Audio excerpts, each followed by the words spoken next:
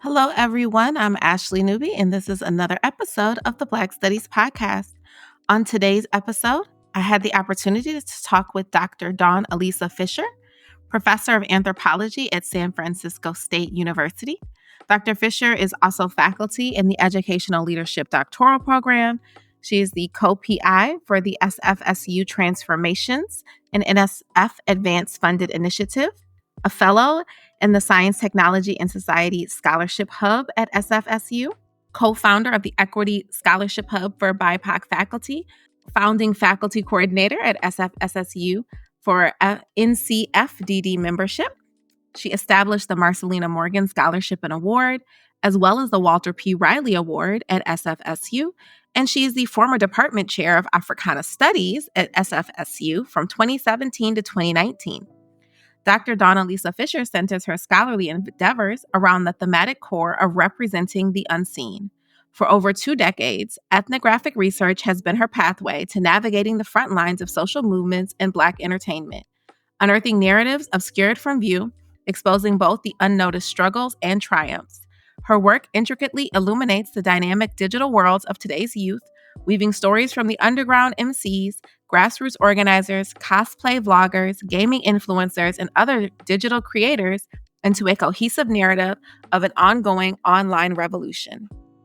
Beyond the exploration, the thematic framework of representing the unseen serves as a lens to acknowledge and elevate historically excluded educators' intellectual and social justice contributions in critical pedagogy and public engagement.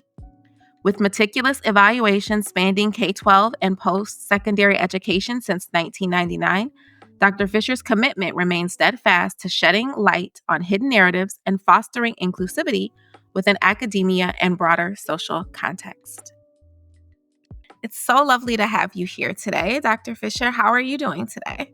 Good. Thank you. Thank you, Dr. Newby. It's so good to be here. So I'll dive right in. So how did you get into Black Studies as a field, and what keeps you committed to the field? So I love this question, by the way. I think that the first thing that came to mind is my parents' bookshelves or books on their shelves, and the titles that are considered canon in Black Studies, African Diaspora Studies, every iteration of this movement to build this field that we identify as part of.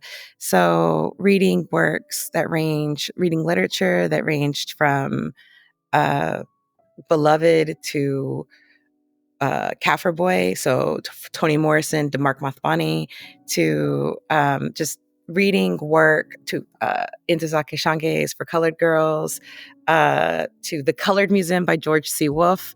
So there were these classics on every floor of my parents' household, and probably grandparents, both sets of grandparents as well. But I'm thinking of the home that I grew up in, that had titles that intrigued me and interested me. And so some might have been works that enjoyed popular press to some extent, like, say, like The Color Purple and the like, that later became the films and cultural phenomena with Afterlives. There were also a lot of social science and scientific studies because of the range of disciplines that my family members represent. And so I was reading, again, this could be a crossover classic, like They Came Before Columbus, but also classics from Black psychology, reading about the BITCH test, for example, in those studies, even just policy papers and so forth, because of what was available to me. So the first thing that comes to mind is the titles that popped off the shelves in my parents' household, and in addition, because of their work as educators and engaged activists, there were an appreciation for cultural arts and politics. Many scholar artists and activists were welcome to our home growing up, and I would be present for community events because that's that's the era that I come from. Like, there were no iPads or portable video games. Um, so I think the household that I grew up in, particularly the titles that popped off the bookshelves, and what keeps me going is the mission. I mean, and I don't want to talk about a mission in terms of any ideological singularity. I want to say that the ideas that have been proposed as foundations for Black study with a Y or Black studies with an IS, that solutions oriented, community grounded research practice and creative scholarship is something that keeps me motivated and excites me, because it's an opportunity to engage community and collaboratively imagine, or to collaboratively freedom dream, to attempt to create solutions to issues that we are experiencing or we see right now. Yeah, I really liked how you put that solution driven, community engaged focus. Like, that's really succinctly what Black Studies does. And I think that that's so important to remember, particularly right now in the midst of all of the things that are going on. And I know that, like, in other conversations, it always comes back to not necessarily methods or even like the discipline through which someone is going to get there, but it's about the questions and the solutions and the collaboration with community in working towards those solutions.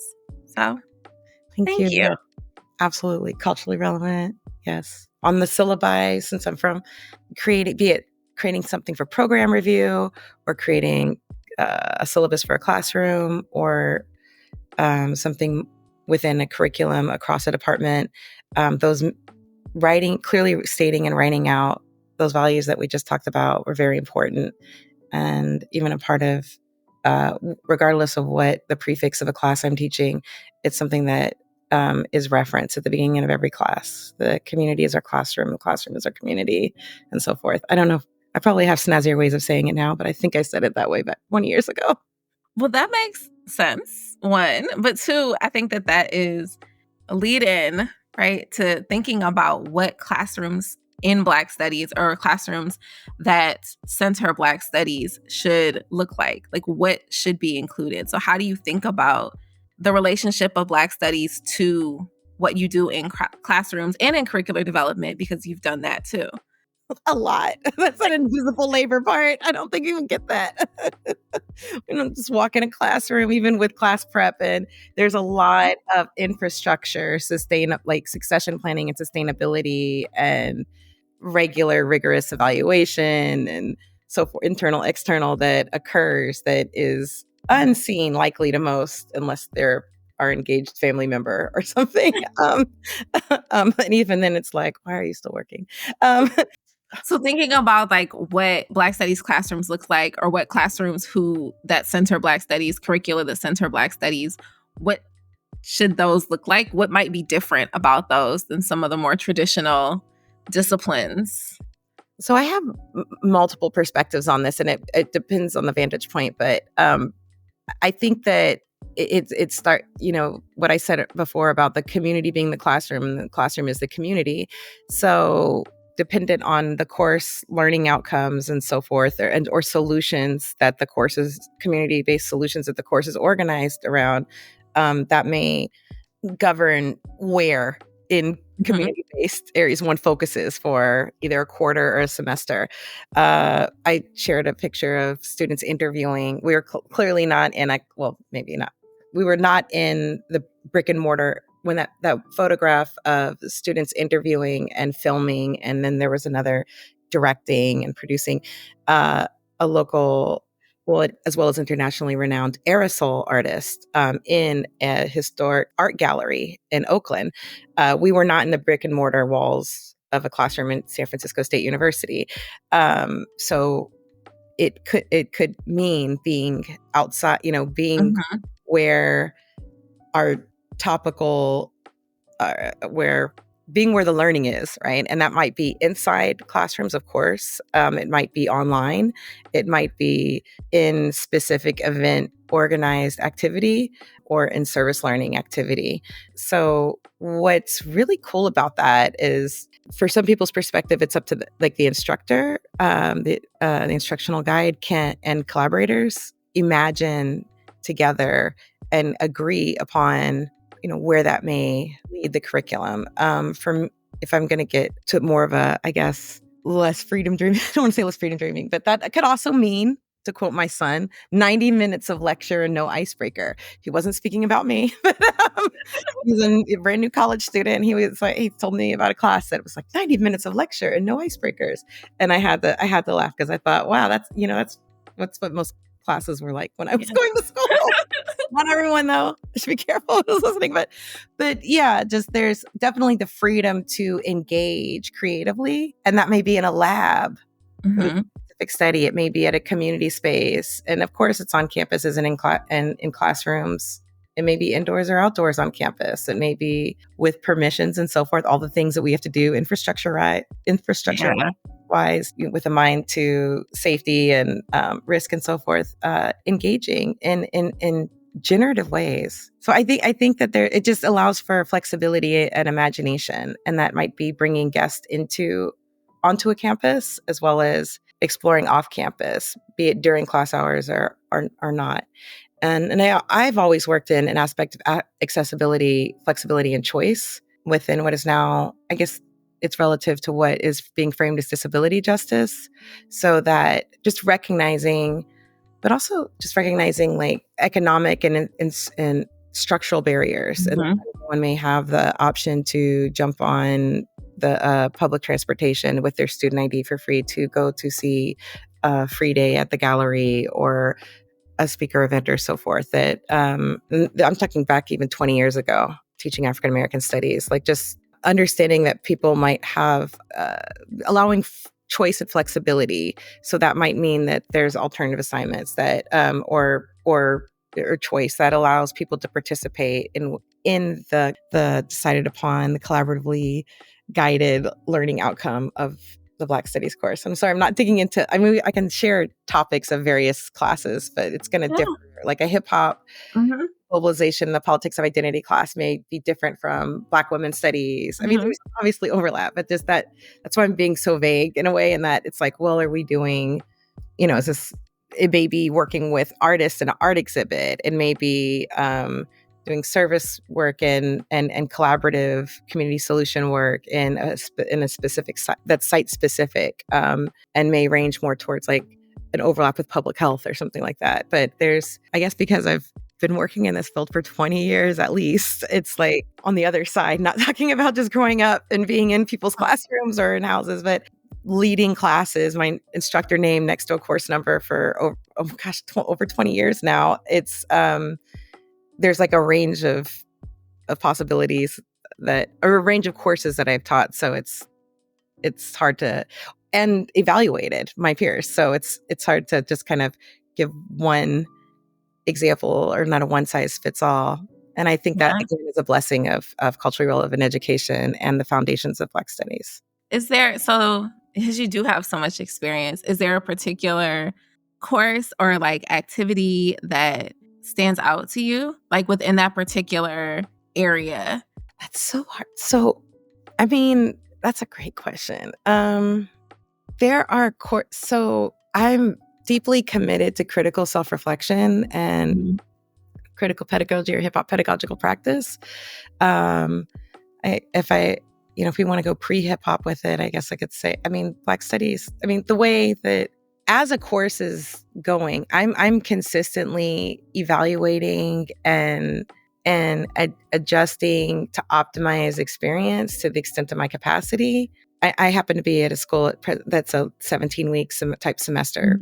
So there's a dynamic aspect within a semester, but definitely after a course closes, the next offering will build upon previous experience. So that my openness to experimentation in the classroom makes for unique experiences. And there's absolutely memorable classes.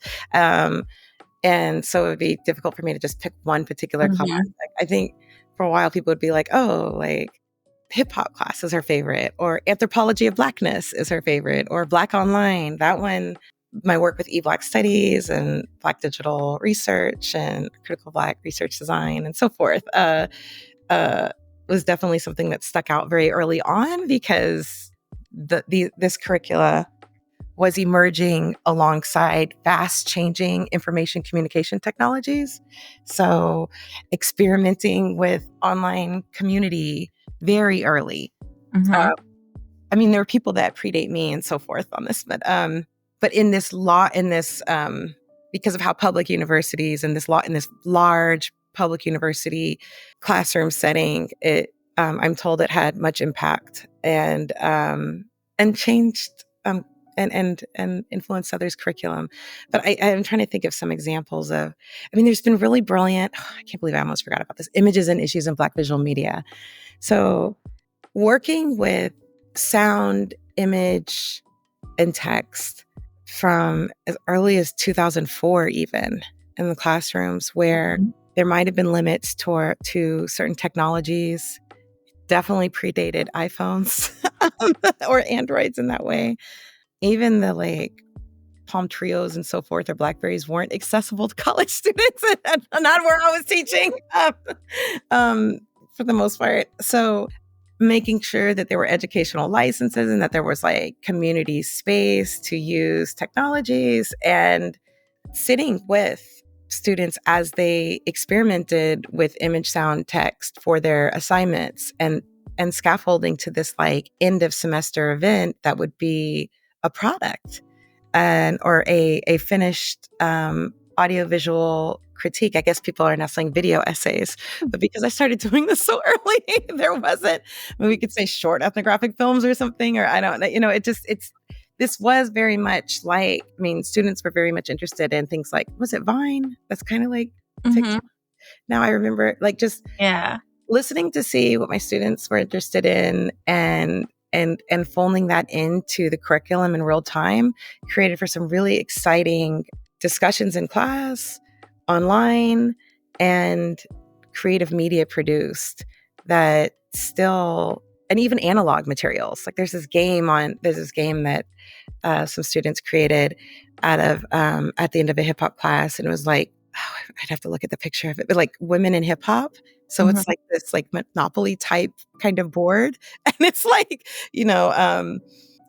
just things that come up, like go back 2 steps or advance 1 and so forth.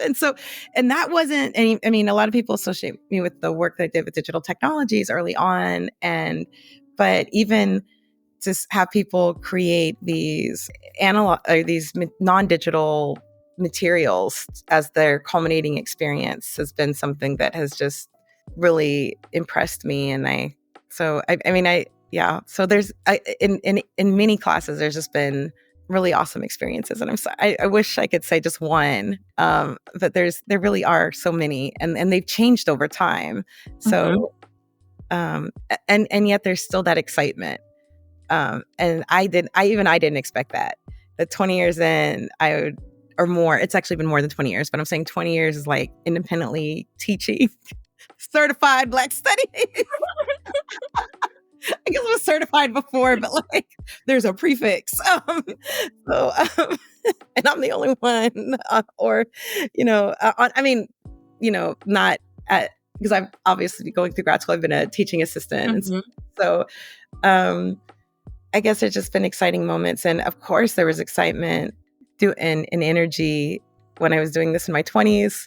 What has pleased and surprised that I may be in a conversation with in a cipher with students, and I say cipher, taking my hip hop pedagogy and just say history of theory and anthropology or something, which my colleagues may be like, "You're trying to turn this into anthropology of Blackness," and I'm like, "No, I'm just teaching Zora Neale Hurston and Catherine Dunham, and that's what it is. That's what it has been." But to be in conversation and someone to bring up and to have these interlocutors that bring up these ideas that it's just like, wow, yeah, let's go with that. Let's keep going. Let's build, and then just that renewed the opportunity for new ideas and discussion and discerning and almost transfiguration is exciting to me. And it touches on that aspect of solutions-oriented work. So as frustrated as I can get with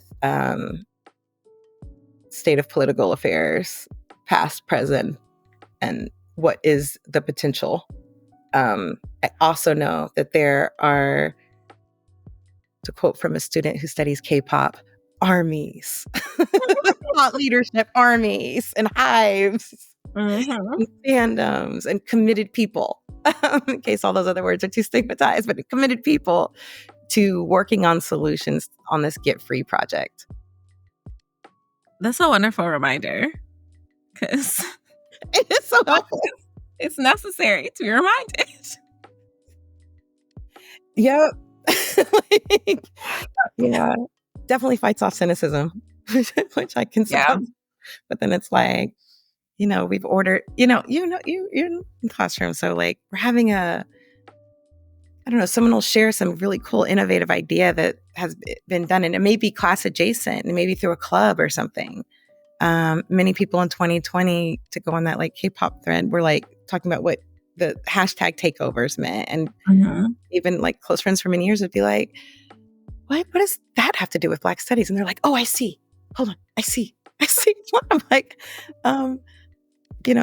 that I don't want to veer too much from canon, but I wanted to talk about the constant influx of fresh ideas and being in dialogue and recognizing how movements for Black studies and these community partnerships and collaborations continue to inspire solutions that scale within our Black community members, or African American, African diasporic communities, as well as for globally for humans. These freedom ring projects are ideas and dreams and action plans and strategy steps, and have worked within our communities, and they scale for those outside of our community. So if that's the thing. So I'll go back to Allison Davis, for example, the author Deep South, and I'm forgetting some of the co-authors. I'm not citing. Or I guess we can go to like Suzanne Césaire and Almé Césaire. But I wanted to go back to like the free lunch, or like Black Panther Party free lunch programs, like free and so forth. So these ideas of like, what if we feed people? What impact will that have on our learning? And it may have started in certain community areas and regions, but it's scaled and helped everybody because people need nutrition for their brain to operate. So I see, I continue to see that innovation. I see it when I look back into our history over 100 years back and more. And I imagine and I'm seeing this emerging in real time. And that's the privilege of being in and out of classrooms and within this discipline that has the potential to be so engaged and was created for increased engagement. That's so important to remember, the engagement piece and the solutions, both from the past and that are happening currently. I think that definitely is, and sometimes I think it's hard, at least here. In certain spaces, it can be hard to really have students understand like that constant engagement and the space for innovation and current relevancy. I know that we have like the Fresh Con, where they have like all of the first years meet everybody like the weekend before campus, and like it's like, well, we're Black, we're African American and Africana studies, and they're like, oh, Black history. No, because like that's a part of it, but that's not the entirety, right? Like there's so much more. And I think that in some spaces it is harder for students to make that connection, that like it's also today, it's not just and it's tomorrow. It's not just what happened before. That is a very important piece to center so that they can. That's a key insight too, because I think that was something that this happened in the past, where it was like, okay, only Black history, and not recognizing the multidisciplinary, transdisciplinary aspects of the various foundings of this dynamic discipline. And then in certain regions also then is gone one way. We're like, we don't even need Black historians or African historians anymore. We're just going to stay over here. And it's like, no, we kind of need all of us as a hive mind together.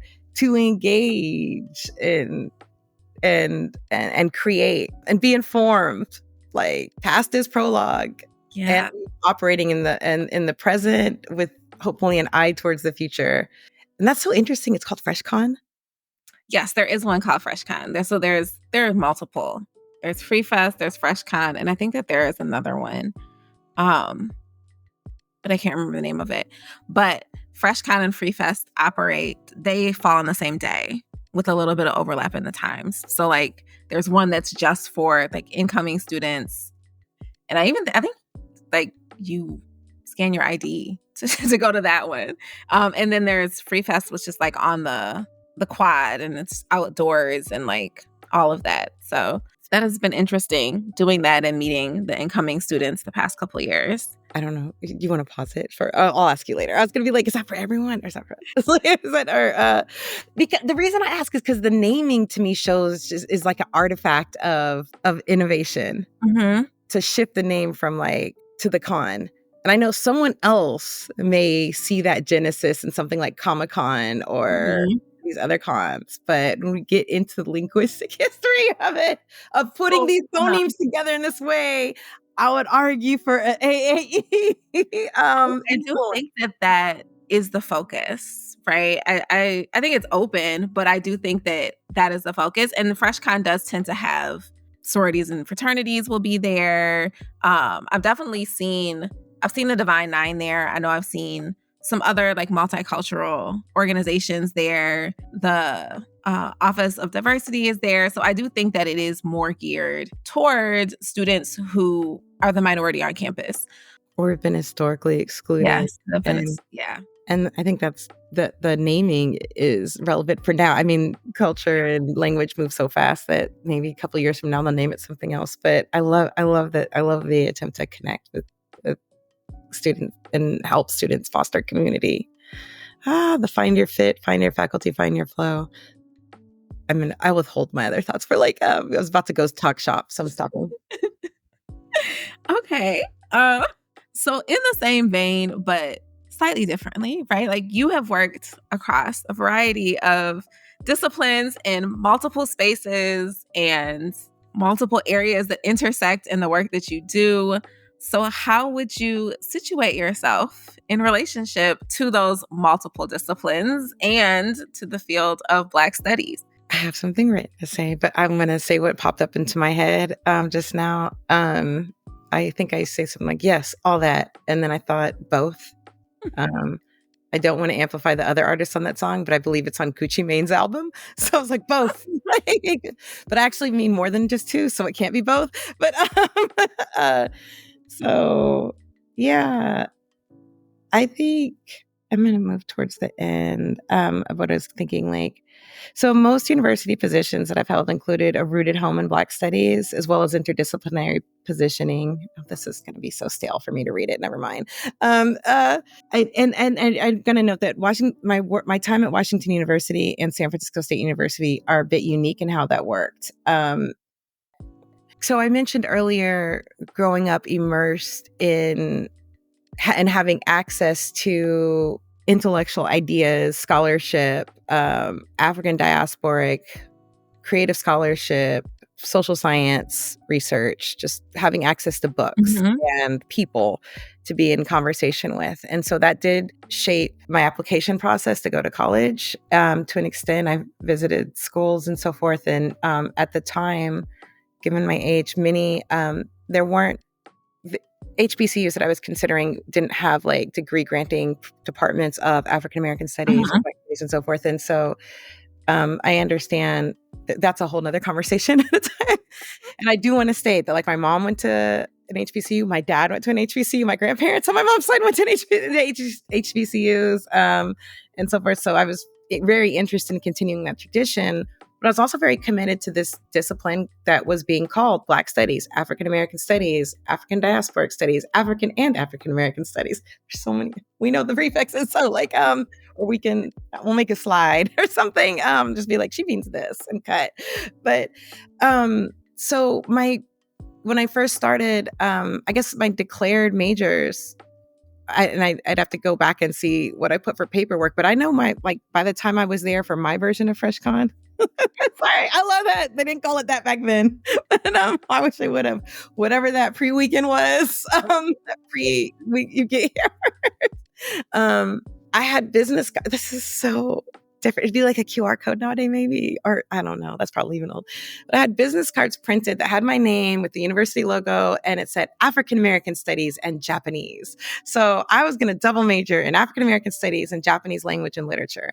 And along the way, taking a science general education requirement, I ended up taking a physical or biological anthropology class, and there was a much overlap with African and African American studies and anthropology, not exclusively, but there was. There were for a lot of the courses that were teaching things that I was interested in, and so I believe if at the time if I could have had a triple major, it would have been anthropology, African American studies, and Japanese. They do have that now, or Japanese literature and literature, but it ended up showing up on my transcript as a major in anthropology with a double minor in African American studies and Japanese. And why I bring that out, that probably bore people, but why I bring that up is that is my awe of how to describe myself within the discipline. As I've always seen clearly, like, this is my disciplinary practice. This is where I see myself. If I'm operating in a field as a clinician, if I'm over, curating a gallery show, or if I'm teaching kindergartners or something like that, like, this is my field. And or working in foreign policy and international relations or something. So I just saw that as very rooted in my film, and that was a part of my process through every degree certification, through my PhD. And so to the point to where, there's that double cross-listing. So I think that's why I say, like, I've always been both. I've been in these moving across various departments with the center, be it my heart values driven center and my previous experience and foundation, then working with programs to help build those sustainabilities. Because there were times in the 90s and before, and even sometimes now, or at least pre-2020, but probably sometimes now, where it'd be like, okay, this is our African American Studies program, and it may be only literature or only history. And that's an artifact of, like, how much faculty retention, how much capacity there is to offer course offerings. So even though I mentioned literature and so forth before, and that's one of my mother's backgrounds and so forth, when I was at Washington University in St. Louis, I was like, where's the social science at? Like, we need to build that up. Like, there used to be this huge legacy. I've read the work from the people who used to teach here in linguistics, in psychology. That is Black studies, that is African American studies.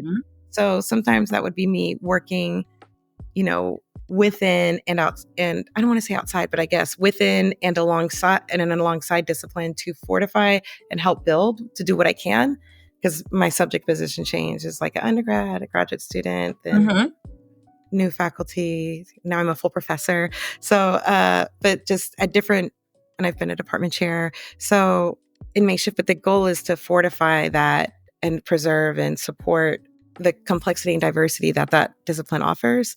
And at the same time, that means that I may have been working across, like, so for example, my tenure line was in Africana Studies at San Francisco State University, first degree granting institution, for at least 12 years.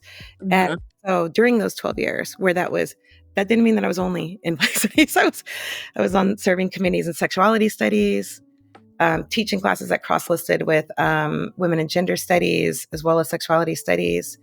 And in that way, so the Department of Africana Studies at the time that I was there did not cross-list. So when I say that I was teaching classes within that field, that means I was teaching my Africana Studies load and teaching in women, like, courses that would be cross-listed with sexuality studies and women studies. I serve theses of people that were working on their degrees in biology, because they're working on their method might have been like focus groups and working on biology education and experience of Black and African identified students within these STEM disciplines. I'm just finishing up this Transforms team grant, which is an NSF Advance founded grant to increase, I will say historically excluded women and not binary faculty and in the tenure track of STEM careers. I think the website says like BIPOC or something, so, and maybe I know because it's the NSF back in the day, those research said the word minority and so forth. And so but I guess that was a scattered way of saying that. I mean, I don't want to be, that was a hopefully charmingly diverse way of saying that. To get a direct answer to your question is that I feel that I've always been rooted in my work, no matter where the space is, with my own Black Studies agenda. I'm thinking of colleagues that are like, aha, I knew it. Like, Black Studies you came to dilute my field. And I'm like, no, I brought the rigor and the merit and the history. You're welcome. Now you're going to have enrollment. And we will together build and hand it over to this generation that has it. But I've always had that, like, down to, like, my pre-freshman time, right? Technically being like, this is how I identify. And I put it on a piece of paper and I'm going to pass it out along with my names. So from that to, and I think about it, I'm like, what kind of information could have been on there? Because we did the first class that did have an email address. I don't know. It would have been like maybe a dorm room number. I don't know what I would have had on. I hope I find those business cards. So I'm like, what? Because nowadays, there'd be other things to link. But I think it's important to note that having that flexibility within Black studies and African American studies, it's given administrators, whether I wanted it or not, it's given administrators the opportunity to integrate departments. So I remember when I was at Laney College in Oakland, I was like, I'm interested in teaching African American studies. And the dean of instruction was like, great, yeah, like teach this, create this class. I created curriculum at Laney Community College. And then, but she wanted my line to be in anthropology at Laney Community College. And that was a lecture line because I was still working on my dissertation. I think it was my master's. But that meant that I was required to go to anthropology department meetings and have conversations about curriculum and anthropology at Laney Community College in the early 2000s. I was also doing that work within African American studies. Does that mean double duty without compensation? Yes. Would I recommend that for people at this time? I'd say let's try to like build a different way. So there's compensation and more people on the ground, because I think the demand shows that there's need for more people on the ground doing this work. But I guess I wanted to note the experience just to go to like Harvard and Stanford, for example, as well as University of Florida. So the Hip Hop Archive and Research Institute, founded by Dr. Marcelina Morgan, which has had institutional homes of UCLA, Harvard, Stanford, then back to Harvard and the Hutchins Center. Always had a connection to the African American Studies departments at those institutions. Stanford is interesting is that they had that CCSRE, so it's the Center for Comparative Study of Race and Ethnicity. One could imagine Mayor's, it's going to be scandalous, Mayor's the idea of this College of Ethnic Studies that we have at San Francisco State, and that there's a college with departments that reflect the demands of the Third World Liberation Front. So there's Asian American Studies, Critical Race Studies, which is its newest. Relatively, it started while I was there. I helped. So that came about in the past 16 years or less. But Latinx studies, which when I joined, I mean, it was like Raza studies, Black studies, so forth. So these were the titles, and American Indian studies, and so forth. And some of these departments have been renamed. So there's this consortium this interconnection of departments departments in the case of San Francisco State, and at Stanford it was programmatic programs, or then even interdisciplinary themselves, bringing in like communication studies or history. This is so boring. I'm so sorry. No, it's not. It is not. That was something we saw in Florida. I mean, to an extent, in Florida is probably a bit more succinct in that there was a strong relationship between African American studies, the Zora Neale Hurston Diaspora Institute, and anthropology historically. So that was a bit of a distinct situation. And then I already described the Stanford and Harvard situations, in that the Hip Hop Archive definitely was rooted, connected within African American studies. And in some cases, actually both cases now, it's San Francisco State and Washington University, but I think is interesting, even though very different. is that at Washington University in St. Louis, I was still moving forward in my work within Japanese language and literature, which for me was part of an inherited Black studies agenda from my mother, who did graduate work in East Asian language and literature at Ohio State in the 70s, which is my new research project that I'm discussing. But so I guess I want to note this Black queer woman's body moving across disciplinary boundaries with this like foundation and with the hope to get multiple disciplines in conversation with one another. And while, that's been protracted, for me, my age mates and those that have come before me, 20 years down the line, looking back 20 years, I'm seeing exciting leadership and scholarship from people who took those early classes, from people like me, from you. Mm-hmm. And they're operationalizing that integrated transdisciplinary action in these really cool ways, communicating research findings through fictional film that I can pull up on a streaming service, or doing a Black Studies podcast. And I know this because of that picture shooting, right? Like I've been in the Department of Africana Studies, Black Studies at San Francisco State for so long, and in the area of the Bay Area for years now as well, in conversation with many of the people who were strike veterans for that movement. And so it's been neat to be in conversation with them and say, yeah, this is what we were thinking of. We wanted people in chemistry, for example. I'm thinking of a particular veteran that I'm like, yes, I wanted Black studies chemists. And so I understand those are like, that saying those words. Never mind, I'm stopping. No, that makes perfect sense. And I think that that's something that, particularly now, like when there's so much emphasis in so many universities by students, but also by their parents, right? That like you need to come out with a degree that's going to pay you a certain amount of money, or a degree that they feel like is viable for the job market. That like, but Black studies and chemistry are not incompatible. Like these fields do need to be together, and we do need to think about these things beyond Black history and beyond singular understandings of Black literature and language, but that the application of Black studies is transdisciplinary and multidisciplinary and crosses all of the areas. So I think that it makes perfect sense that people who took your early classes can see those things and have used that example to go through and think about how to operate in these spaces across disciplines moving forward, because that's necessary and important for those innovative solutions and community engagement across all spaces. You put that beautifully. Yes, I think so. And I just want to add that I know that all of our many of our strike veterans, I'm talking about specific to San Francisco State, but also I've been at other universities recently within the Bay Area, like San Jose State. And I remember doing this at University of Florida.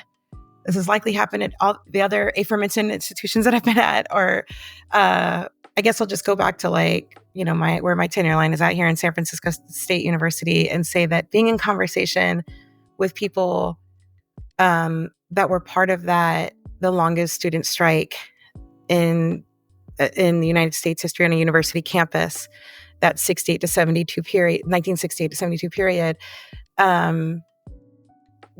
joining the faculty in the Department of Black Studies on the eve of the 40th anniversary, and having that known background of like digital archiving and oral histories and so forth. It was, and probably also, there's people like my son's grandfather was on paternal side, was involved in that movement and so forth. And so it's been really cool to see people across generations. So the people who were doing that work in the 60s and 70s, even 80s and 90s, being in conversation with the leadership we just mentioned, the people out now with these majors in Black studies, doing a range of things from filmmaking to creating, building business. That's like both entrepreneurship, but also like science lab-based research, creating products to support people for health and wellness, like beauty, health, and hair care, for example, but like, and beyond. It's not just that,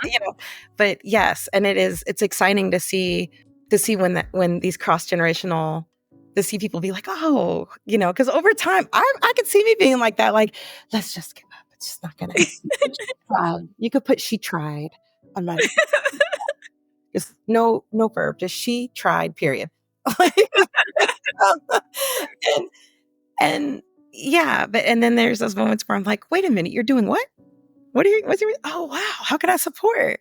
Like, it's just really, yeah. I don't know if that was helpful at all, but I it was all helpful.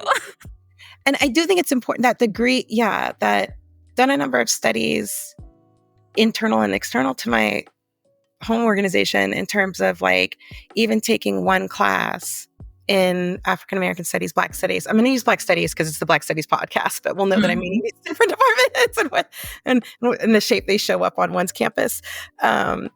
Taking one class can support so many things holistically in a student's life. There's the caveat that, okay, there may be, but definitely declaring a major or minor, students can fare highly. They report career ready. And that partially it's because they're having this applied experience along the way. Yeah, I don't know if that makes sense, but like, no, it does. It does. And I think that's such an important point, right? Like, this does prepare you for careers, and this does prepare you to operate in different spaces and to have an important perspective that is transferable. Exactly. There's an example from when I was leaving. I'm going to give an example from a Stanford student who took many African American studies courses, but I believe they had like a double degree. One was in, I used to be able to, these disciplinary names that have lots of titles, right? So one was like what we call business folks out there, I apologize. I can't remember, like, what it was, business, maybe business and entrepreneurship. And the other one was like in an engineering field. And I want to say it was electrical engineering, but it may not have been. But it was an engineering field and a business field. And one of the reasons why that, this is self-reported through conversation, the person had declared those majors because they were the first in their family to go to college. They were going to Stanford, and they felt it was very important. They felt a lot of community and familial pressure to come out with, like, doing it, like making money. And so they pursued this highly stressful, these double majors. Their passion was within offerings that we were offering within African American studies. And so they came along with that degree certification too. Upon graduating, there wasn't necessarily, it was very difficult in Silicon Valley to get like paying jobs at that moment. It was also one of our deep recessions. So the student went on to work with us in a postgraduate way with what we were doing at the Hip Hop Archive. And that built that resume up to where they had choices and have been very employed. Very employed. Like, I don't know. So I'm hearing all those literature people in my family who also taught grammar being like very employed. Fully employed, well paid. And it was that experience in African American studies, in Black studies, that it's not only what they learned to do technically or business leadership wise, but how they were applying it in a variety of problem solving situations that created not only the portfolio, but also the real skill set on the ground to thrive in these even corporate environments. So, just so I'm not just looking too much towards corporate and so forth, but also, nonprofit like leadership, or civic, like city, county, or state government. People are looking for people with applied experiences and that have cultural competency and cultural relevancy, ability to communicate across with a range of people who are in need of city, county, state services. And so this is actually a great degree. It is. You don't necessarily have to try to prove it quickly in an interview. If you have that certification, maybe people may think, oh, well, employers don't know. Well, depends on what region you're in. I'm just keeping it real. Maybe in certain areas, people won't know. I mean, we have documents like 500 things you can do with the degree. But so I guess you could send them that link and be like, here you go. But it's okay. It's cool for people to have their elevator pitch ready. But in other regions, many regions, many regions that might not recognize that or may need help recognizing why that's an added resource to someone's resume and so forth.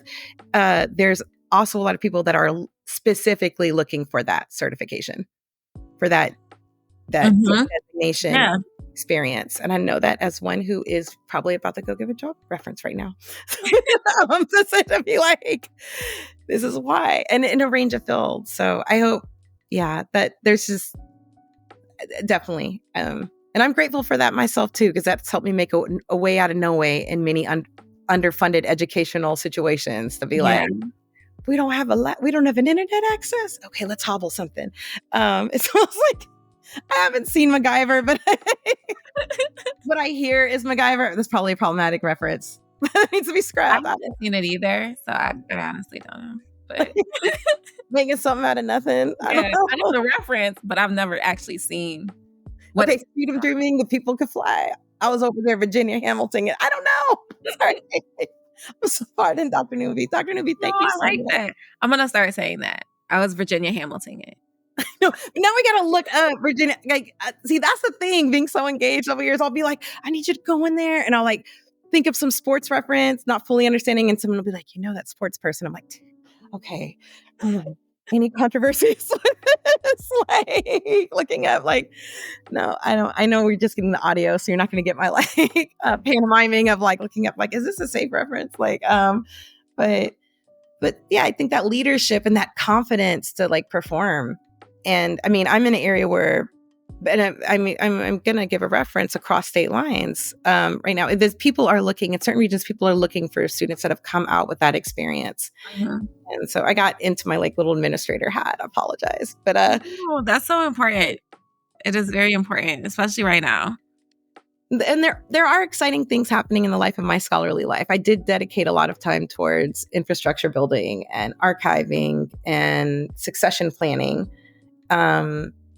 And so I'm happy to say that the book related to the art exhibit that I co-curated with Kevin Chin and Sharon Bliss is out, See Space Cowboy, From Hokusai to Hip Hop.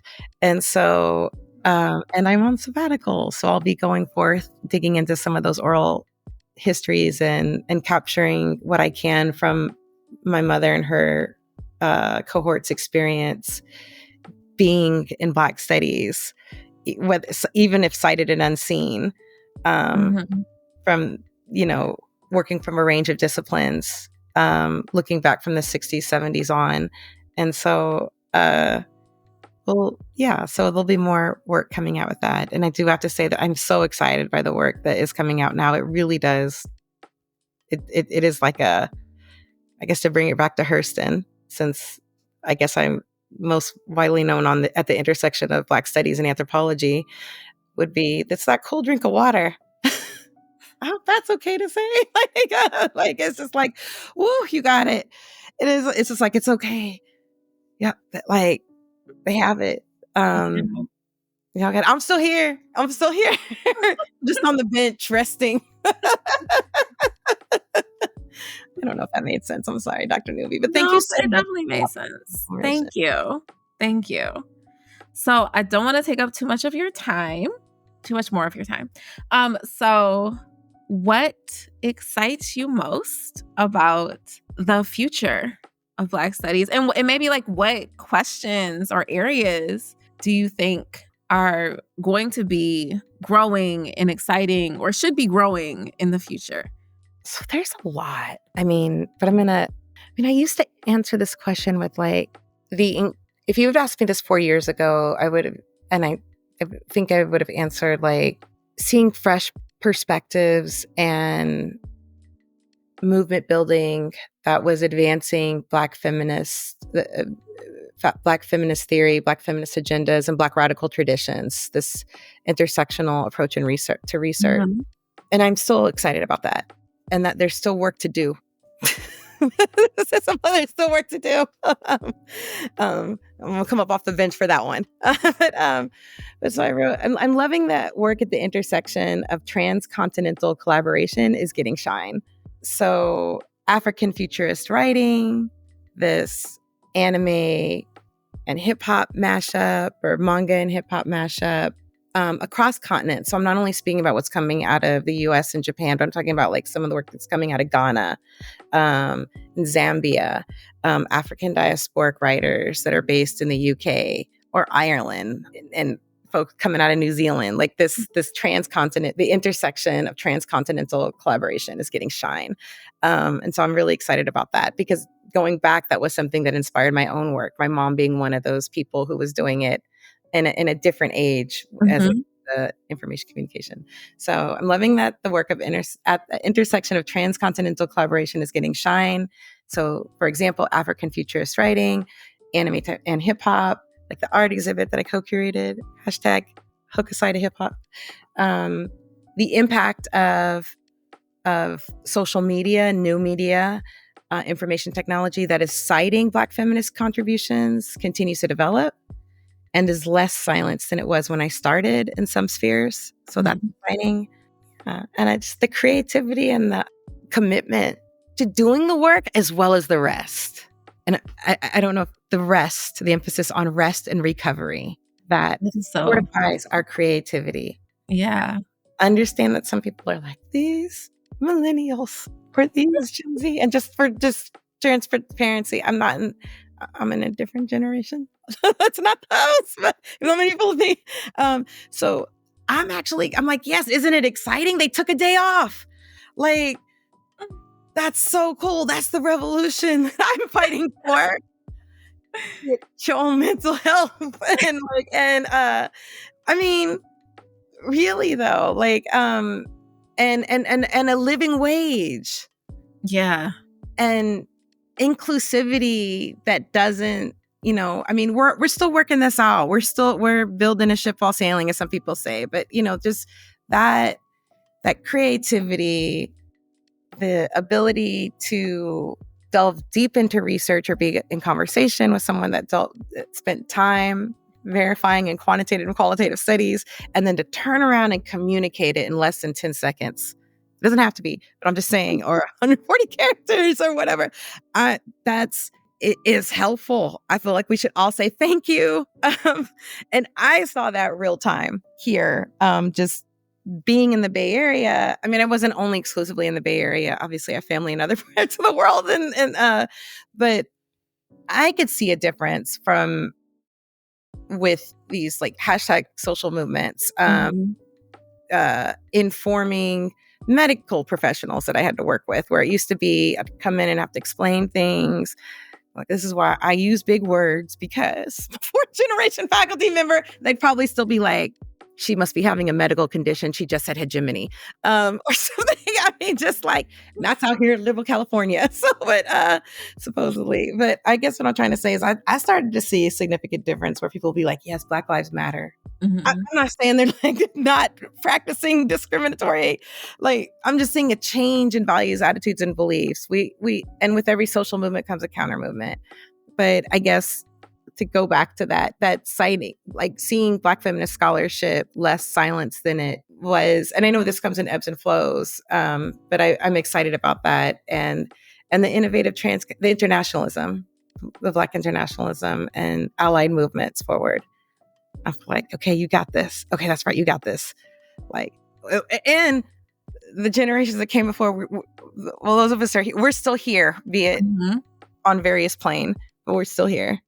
So that is a wonderful way to leave it. I think that is, thinking that it just goes back to the relevance and application across space, time, and discipline. Thank you, Dr. Navy. Thank you so much for your time. I really, really appreciate it. Thank you so much for doing the innovative work that you're doing.